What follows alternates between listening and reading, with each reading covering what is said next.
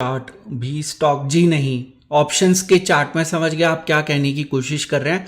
जी नहीं, वो स्टॉक के चार्ट्स की तरह काम नहीं करते। ये मेरा पर्सनल एक्सपीरियंस है, गलत भी हो सकता है, लेकिन मैंने उसके ऊपर काफ़ी स्टडी की है। पर वहाँ पे ऐसा कोई भी हम जिसको कह लीजिए कि स्टॉक्स के जिस तरीके से चार्ट्स होते हैं उस तरीके से वो काम नहीं करते, क्योंकि यहाँ पे बहुत सारे फैक्टर्स होते हैं। ऑप्शन ग्रीक्स का बहुत बड़ा रोल होता है, तो और प्रीमियम डीके का बहुत बड़ा रोल होता है, तो इसलिए वो बिल्कुल भी वैसे काम नहीं करते।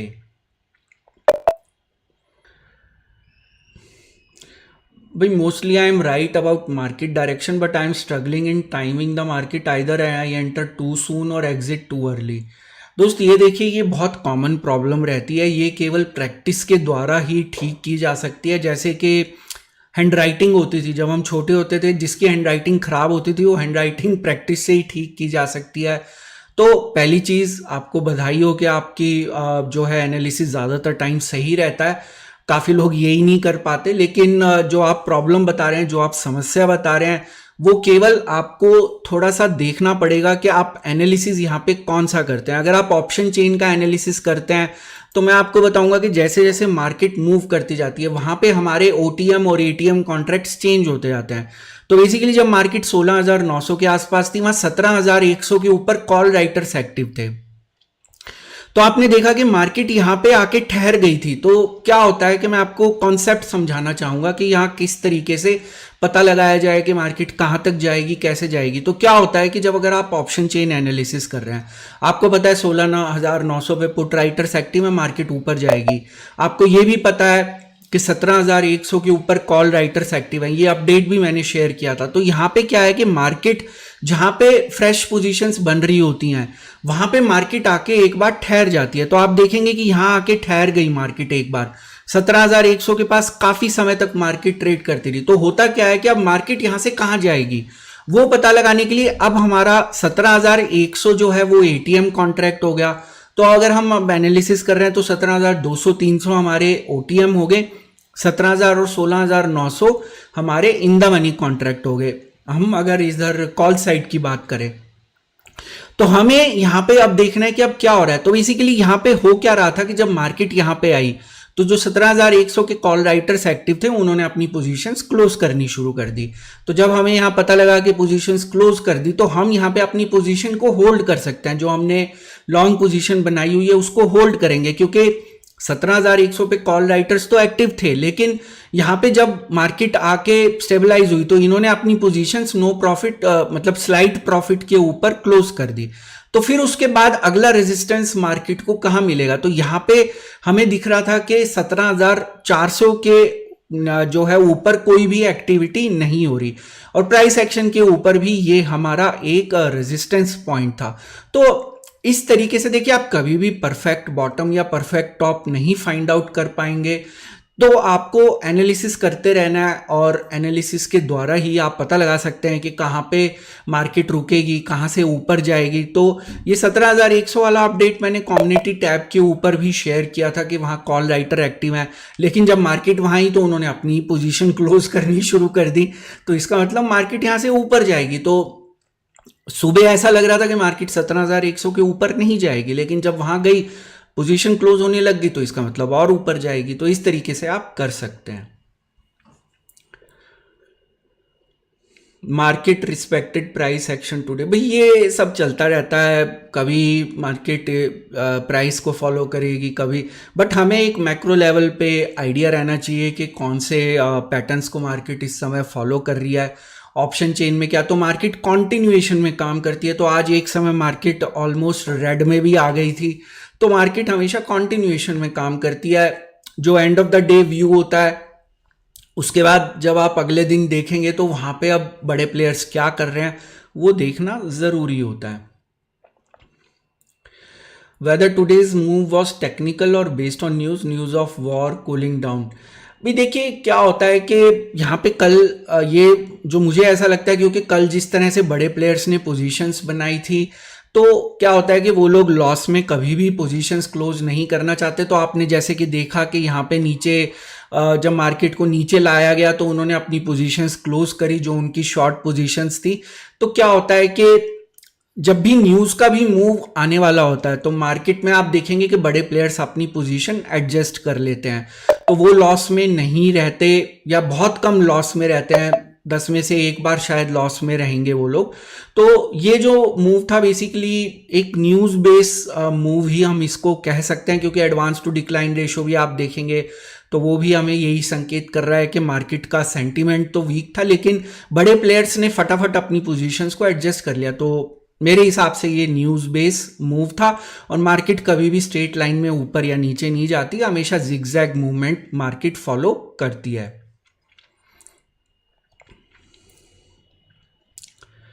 भाई हम कैसे पता करें मार्केट कहाँ तक जाएगी? भाई ये आप अपने सेटअप से ही पता कर सकते हैं ना। मैंने अभी थोड़ी देर पहले भी एग्जांपल दिया कि अगर आप ऑप्शन चेन एनालिसिस करते हैं तो आपको ये पता होना चाहिए पुट राइटर्स कहाँ एक्टिव हैं, कॉल राइटर्स कहाँ एक्टिव हैं। तो 16,900 पे अगर पुट राइटर्स एक्टिव है तो यहाँ से ऊपर जाएगी। इस समय मार्केट यहाँ पे है, 17,100 पे कॉल राइटर एक्टिव है, तो इसका मतलब मार्केट इसके 30 पॉइंट ऊपर या नीचे तक तो जाएगी, 17,130 तक जाएगी या 17,070 तक जाएगी। तो भाई यहाँ तक तो बनता ही है मार्केट का जाना।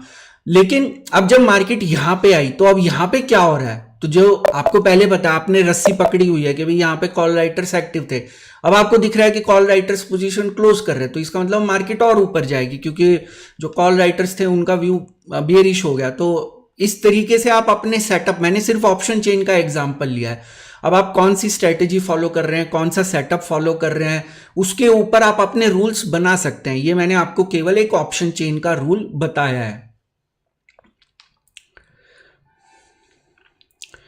Any benefit of using technical indicator in intraday? भाई देखिए क्या होता है कि टेक्निकल इंडिकेटर काम करते हैं, लेकिन इसका कोई ऐसा थंब रूल नहीं होता। कभी कोई इंडिकेटर काम कर रहा हो, कल जैसे मैंने आपको बताया 5-8-13 की स्ट्रेटेजी काम कर रही है इस समय, तो आपको क्या है कि आपको पता लगाना पड़ेगा कि कौन सा इंडिकेटर इस समय काम कर रहा है। इंडिकेटर काम करते हैं, और कई बार जब वो काम करना बंद कर दें फिर आपको दूसरी किसी स्ट्रेटेजी का इस्तेमाल करना पड़ेगा।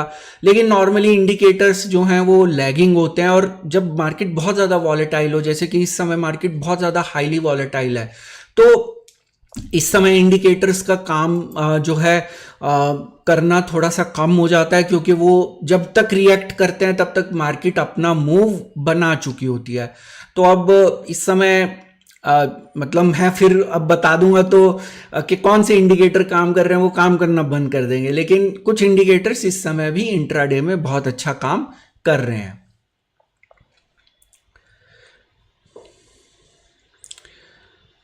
FII IV की वैल्यू को कैसे कांस्टेंट रखते हैं राइटिंग करते वक्त? भाई देखिए IV क्या होता है कि ये एक वॉलेटिलिटी होती है, मतलब हलचल कितनी हो रही है। IV का क्या मतलब है, हिंदी एक अगर हम लेमैन टर्म में समझें, इसका मतलब है हलचल, कि हलचल कितनी हो रही है।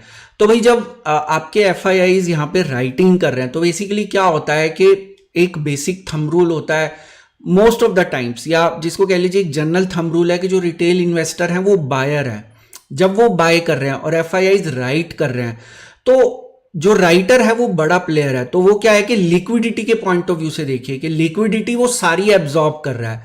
जब सारी लिक्विडिटी एब्जॉर्ब हो जाएगी, मान लीजिए यहाँ पे बाइंग प्रेशर है, 2 लाख कॉन्ट्रैक्ट बने हुए हैं, रिटेल इन्वेस्टर्स ने 2 लाख जो है कॉल बाय के ऑर्डर लगाए हुए हैं, और यहाँ पे 2-3 बड़े प्लेयर हैं जो कॉल राइट कर रहे हैं, वो ये सारा जो लिक्विडिटी है उसको फटाफट एब्जॉर्ब कर लेंगे, क्योंकि वो बड़े प्लेयर हैं। ये 2 लाख ऑर्डर हो सकता है कि 2 लाख रिटेल निवेशकों ने लगाए हों, पर यहाँ पे केवल 2-3 लोग ही बैठ के इस पूरे ऑर्डर को एब्जॉर्ब कर लेंगे। तो जब ये इस पूरे ऑर्डर को एब्जॉर्ब कर लेंगे तो मार्केट में हलचल ज्यादा नहीं होगी। जब हलचल नहीं होगी तो IV कांस्टेंट हो जाएगा। हलचल कब होती है? हलचल तब होती है कि जब बड़े प्लेयर्स जो है मान लीजिए वो बाय कर रहे हैं, अब वो भी बाय कर रहे हैं, और यहाँ पे कॉल राइटर कम है क्योंकि रिटेल निवेशक राइटिंग कम करता है, तो वहां क्या है कि वहां पे हलचल बढ़ जाएगी। जब हलचल बढ़ गई तो IV की ROC इंक्रीज होना शुरू हो जाएगी या डिक्रीज होना शुरू हो जाएगी। तो IV को आप अगर लेमैन समझें कि ये एक हलचल होती है कि मार्केट में कितनी हलचल है, तो ये हलचल जब बड़े प्लेयर्स राइटर हैं हलचल कम होती है, जब वो बाय करते हैं तो हलचल ज्यादा होती है क्योंकि वहां पे राइटर्स कम होते हैं, तो लिक्विडिटी कम अवेलेबल है, लेकिन यहाँ पे बड़े प्लेयर्स ज्यादा लिक्विडिटी एब्जॉर्ब करना चाहते हैं, तो अगर आप इसको इस तरीके से समझेंगे ना तो आपको आईवी का कॉन्सेप्ट पूरा समझ में आ जाएगा। तो आईवी को आप एक हलचल मान के चलिए कि मार्केट में हलचल कैसे हो सकती है। तो आप लॉजिक लगाइए यहाँ पे कि वो राइट कर रहे हैं तो हलचल ज्यादा होगी या कम होगी। हलचल कम होगी, तो हलचल कम होगी तो आईवी आपका कम रहेगा, कूल डाउन रहेगा, या जिसको कह लीजिए आईवी स्क्वीज हो जाएगा। जैसे कि आज सुबह हो रहा था 16,900 पे जब पोजीशंस बनाई जा रही थी तो वहां पे आपका आईवी स्क्वीज बन गया था, क्योंकि बड़े प्लेयर्स सारी लिक्विडिटी एब्जॉर्ब कर रहे थे। जो कॉल लॉन्ग पोजीशंस थी क्लाइंट्स की वो सारी एब्जॉर्ब कर रहे थे। जब सारी एब्जॉर्ब कर रहे थे तो आईवी वहां पे आप देखिए मार्केट के अंदर भी ज्यादा मूवमेंट नहीं होता उस केस में, मार्केट भी वो 20-30 पॉइंट ही ऊपर नीचे होती रहती है। तो आईवी भी स्क्वीज हो गया, मार्केट भी स्क्वीज हो गई, और जब ये इनका एक्टिविटी खत्म हो गई तो मार्केट एकदम रॉकेट की तरह ऊपर चली गई।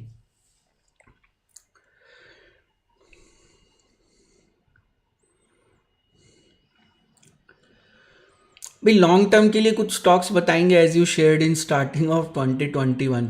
भाई देखिए मैं लॉन्ग टर्म क्या कर रहा होता हूँ वो मैं अपनी वीडियोस में शेयर करता रहता हूँ। मैं ऐसा कोई स्टॉक का नाम, अभी देखिए क्या होता है कि मतलब मैं उस स्टॉक का मैं स्टॉक का नाम तो नहीं बताता, मैं सेक्टर्स के नाम बताता रहता हूँ कि कौन सा सेक्टर है, किस तरीके से है, तो वो मैं हिंट करता रहता हूँ। तो स्टॉक का नाम बताने से कोई फायदा नहीं है क्योंकि वो फिर एक टिप हो जाएगी। तो मैं टिप कल्चर को नहीं प्रमोट करता, जैसे कि मैंने कल भी एक्सप्लेन किया था। मैं यहाँ लर्निंग के ऊपर फोकस करता हूँ। तो मैंने एक हिंट दे दिया, अभी जैसे गोल्ड के अंदर जब मैंने इन्वेस्ट किया था मैंने हिंट दे दिया था कि मैं गोल्ड के अंदर कर रहा हूँ इन्वेस्ट। तो उसके बाद अब आपने देखा कि गोल्ड ऊपर आ गया। मतलब आज मैंने अपनी ट्रेडिंग पोजीशन ट्विटर पे अपडेट भी किया कि ट्रेडिंग पोजीशन क्लोज करी। तो मैं हिंट देता रहता हूँ, अगर आप सारे वीडियोस देखते हैं आप मेरे हिंट पकड़ते रहते हैं। तो मैं जो भी करता हूँ वो सब हिंट्स में आपको कहीं ना कहीं किसी तरीके से शेयर करता रहता हूँ। पर स्टॉक स्पेसिफिक नाम आ जाएंगे तो फिर वो एक टिप कल्चर हो जाएगा, और टिप कल्चर मैं प्रमोट नहीं करना चाहता। मैं लर्निंग कल्चर प्रमोट करना चाहता हूँ। एक बार आपको हिंट दे दिया, आपने अगर पढ़ा हुआ है सब, मतलब जैसे अगर मान लीजिए आपको ABCD आती है तो कोई आपको कहेगा कि भाई आप लॉन्ग की डेफिनेशन बताइए, तो आपने क्योंकि पढ़ा हुआ है आपको पता है लॉन्ग का क्या मतलब होता है, लॉन्ग की स्पेलिंग क्या होती है, आप आसानी से बता देंगे। लेकिन यहाँ पे टिप कल्चर ये होता है कि कोई जैसे बैठ के आपको बताए कि यहाँ पहले ऐसे लिखो, इसको ऐसे लिखो, इसको ऐसे लिखो। तो मैं टिप कल्चर नहीं प्रमोट करना चाहता। जो भी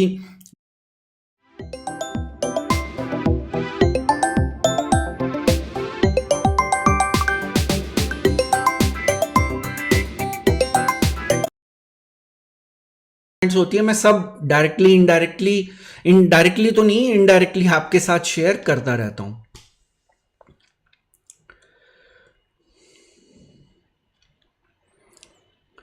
market following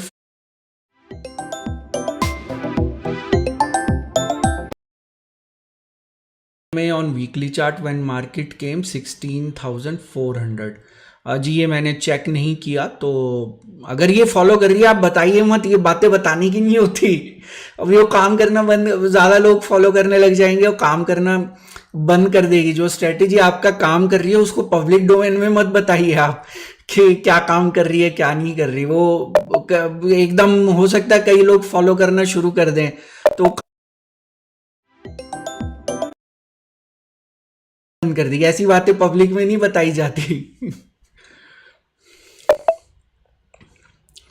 can we say that today also reference point was change? जी हाँ, का आज भी रेफरेंस पॉइंट चेंज हुआ था। Any reason?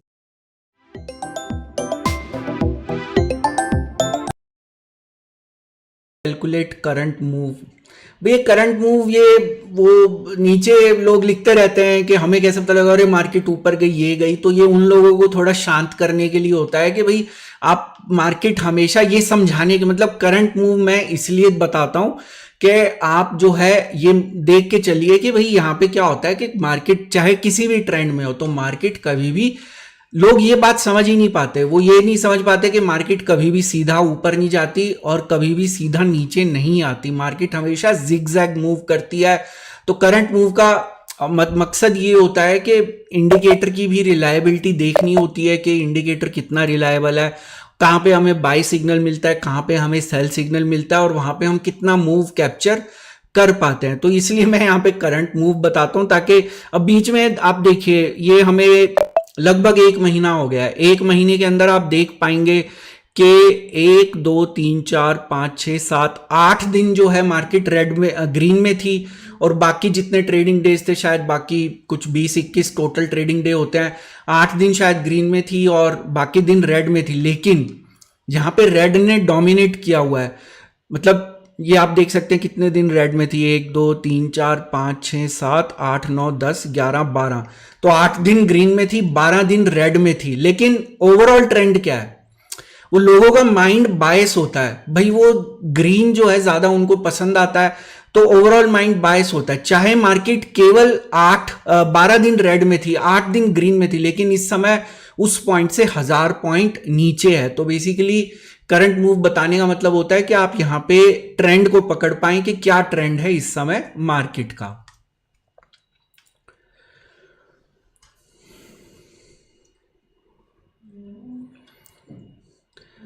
आईवी का फॉर्मूला दोस्त मैं अब यहाँ तो नहीं बता पाऊंगा, मैं कमेंट्स के द्वारा शेयर करने की कोशिश करूंगा, उसमें वो फॉर्मूला मैं कमेंट्स में आपको शेयर कर दूंगा। When a market moves, then ATM keep changing, then there are new set of strike price to track, and then how you consider reference point of all data of new strike price। भाई हर एक data का reference point नहीं होता दोस्त, जो fresh positions हैं वो एक या केवल दो जगह ही बन रही होती हैं, वहां पे सब जगह नहीं बन रही होती। तो आज जैसे पहले सुबह मार्केट ओपनिंग 16,900 पे बन रही थी, 17,100 पे बन रही, ऐसा बहुत रेयरली होता है, लेकिन आज दूसरा दिन था जब ऐसा हो रहा था। तो वहां पे होता क्या है कि वो इसलिए क्योंकि मार्केट के अंदर वॉलेटिलिटी ज्यादा थी, मार्केट ने क्लाइंट्स का स्टॉप लॉस हिट कराया, तो ये चीजें हमारे हाथ में नहीं होती। तो रेफरेंस पॉइंट केवल हम उसी का चेक करते हैं जहां पे फ्रेश पोजीशंस बन रही होती हैं। तो हमें सभी स्ट्राइक प्राइस का रेफरेंस पॉइंट कैलकुलेट नहीं करना होता। Sir technical indicator for intraday in video में भी बता दीजिए, ज़्यादा वायरल नहीं होगा। भाई वो मेरा काम करना बंद कर देगा ना, मेरा भी काम करना बंद कर देगा। मैं आपको पहले बता चुका हूँ कि मेरा जो एनालिसिस होता है मल्टीपल डेटा पॉइंट्स पे होता है। इसमें मैं आपको इस वीडियो में केवल एक बेसिक समरी बताता हूँ, लेकिन इसके पीछे बहुत सारी और डेटा पॉइंट्स होते हैं। अभी मैं बता दूंगा तो भाई मेरा भी काम करना बंद। SSTS मेरी रिटायरमेंट वाली स्ट्रेटेजी थी, काम नहीं कर रही अभी, तो वो डेफिनेशन ही चेंज हो गई उसके अंदर प्रमोटर की। तो अभी भाई वो पब्लिक में नहीं, ये बातें पब्लिक में नहीं बताई जाती। मैं अभी किसी को सजेशन दे रहा था जो कमेंट में बता रहे थे कि कौन सा EMA काम कर रहा है चार्ट के ऊपर, ऐसी बातें पब्लिक में नहीं बताई जाती। From where does clients get money daily if they are in loss always. भाई ये जो है ना, ये क्या होता है कि ये जैसे ये लत होती है, जैसे मतलब 3 तरह की लत होती है। मैं यहाँ पे कोई फेमिनिस्ट नहीं साउंड कर रहा, लेकिन ऐसा कहा जाता है, मतलब ये मेरे शब्द नहीं है, ऐसा लोग कहते हैं कि जो लत होती है जो मतलब जो, अब आप खुद ही समझिए कौन सी लतें होती हैं। तो ये एक तरीके की लत होती है। तो अब वहां पे वो पैसा जो है, अगर मान लीजिए लिक्विडिटी अवेलेबल है, लोगों के पास पैसा है, लोगों को लगता है कि स्टॉक मार्केट में पैसा बन रहा है, तो यहाँ पे नए लोग आते रहते हैं, जो लूज कर देता है वो वहां से चला जाता है। तो इस तरीके से लिक्विडिटी बनी रहती है। आप खुद ही देख सकते हैं, पोजीशंस खुद ही देख सकते हैं कि क्लाइंट्स के पास काफी पैसा है, यहाँ पे काफी लिक्विडिटी है, तो वो लोग लिक्विडिटी प्रोवाइड करते रहते हैं। क्लाइंट्स की जब लिक्विडिटी कम हो जाएगी, मार्केट स्टेबल हो जाएगी। जब क्लाइंट्स की लिक्विडिटी ज़्यादा होती है, मार्केट तभी वॉलेटाइल ज़्यादा होती है, क्योंकि वहाँ पे उनका जैसे आज सुबह स्टॉप लॉस हिट कराया गया तो उनके स्टॉप लॉस हिट करा दिए जाते हैं। लेकिन कुछ लोग यहाँ पे समझदार भी होते हैं, जो अपना एनालिसिस करते हैं, वो वहाँ पे अपनी पोजीशन पे कायम रहते हैं, क्योंकि उनको पता है क्या हो रहा है। जो अपना एनालिसिस नहीं करता वो यहाँ पे लूज करके चला जाता है।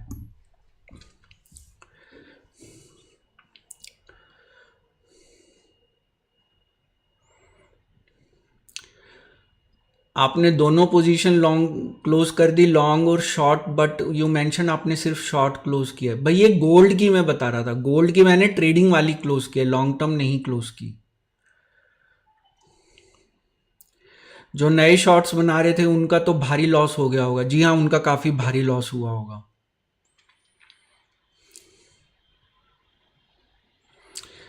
भाई वो देखिए मैंने 2021 में शेयर किया था, लेकिन 2021 मेरे लिए काफ़ी लर्निंग भरा ईयर था, 2020 भी। तो उसमें क्या होता है कि वहाँ पे जो है लोग उसको लर्निंग के पॉइंट ऑफ व्यू से नहीं लेते, उसको एज ए टिप लेते हैं। तो इसलिए मैं नहीं चाहता कि टिप कल्चर यहाँ पे आए। एनएससी की साइट से डेटा 3 मिनट बाद अपडेट होता है, तो उसमें कैसे पता लगाएं कि मार्केट में हलचल हो रही है या नहीं हो रही? भाई ये देखिए, अब इसमें तो अनफॉर्चुनेटली जो डेटा है वो 3-4 मिनट डिले होता है। अगर आप यहाँ सीरियस ट्रेडर हैं, सीरियसली आप काम करना चाहते हैं, तो एक पॉइंट पे आके आपको डेटा फीड खरीदनी पड़ेगी जहाँ पे आपको almost near real time data मिले। तो 3 मिनट डिले तो बहुत ज़्यादा हो जाता है एक्चुअली। तो जो वेंडर्स की फीड हैं, कुछ सस्ती फीड्स हैं जहाँ पे डिले 40 सेकंड या 1 मिनट का होता है, और जहाँ पे फीस ज़्यादा है वहाँ पे ऑलमोस्ट रियल टाइम डेटा होता है। तो वो आपको देखना पड़ेगा दोस्त कि कैसे आप वहाँ पे पैसा खर्च करना चाहते हैं या नहीं करना चाहते, या अभी सीखना चाहते हैं। तो अभी सीखने के लिए 3 मिनट डिले भी ठीक है। अगर मार्केट के अंदर ज़्यादा शार्प मूव नहीं आता, 3 मिनट का डिले ओके है। लेकिन अगर आप सीरियसली काम करना चाहते हैं तो आपको डेटा फीड खरीदनी पड़ेगी। भाई रिको दोस्त, ये अभी मेरे को स्टडी करना पड़ेगा, मुझे समय नहीं मिल रहा। आपका कमेंट मैंने ट्विटर पे भी देखा था, तो मैं कोशिश करूँगा कि इस वीकेंड पे कुछ उसके बारे में स्टडी कर सकूँ। How to read short selling report in equity segment, is it related to security lending and borrowing? दोस्त मैं इस रिपोर्ट को रेफ़र नहीं करता, तो मुझे इसके बारे में ज़्यादा जानकारी नहीं है।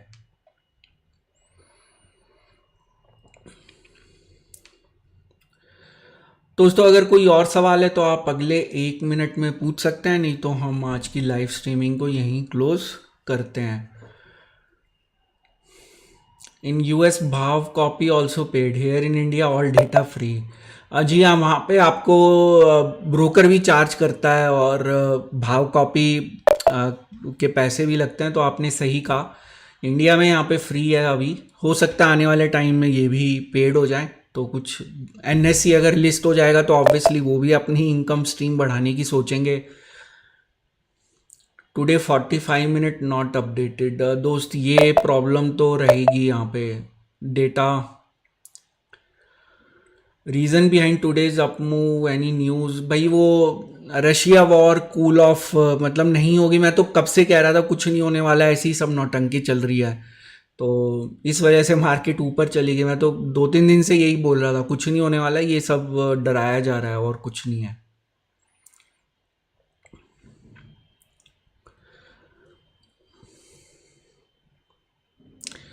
भाई ब्लॉकचेन एज अ टेक्नोलॉजी बहुत बढ़िया है, इसका काफ़ी अच्छा इस्तेमाल किया जा सकता है। इनफैक्ट रिसेंटली मैं एक न्यूज़ पढ़ रहा था जहाँ पे एक्सिस बैंक ब्लॉकचेन टेक्नोलॉजी पे काम कर रहा है, लेकिन लोग ब्लॉकचेन टेक्नोलॉजी को बिटकॉइन से कोरिलेट करते हैं, तो दोनों अलग अलग चीज़ें हैं।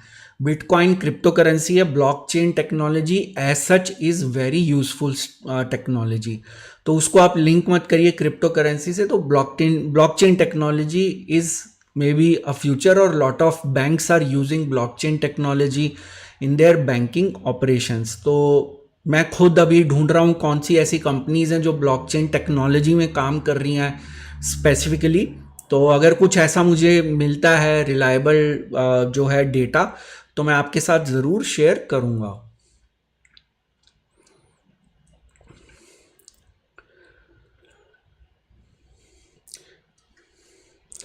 तो दोस्तों मुझे उम्मीद है कि आपके सभी सवालों के जवाब यहाँ पे मिल गए होंगे और आपको आज का वीडियो पसंद आया होगा। वीडियो पसंद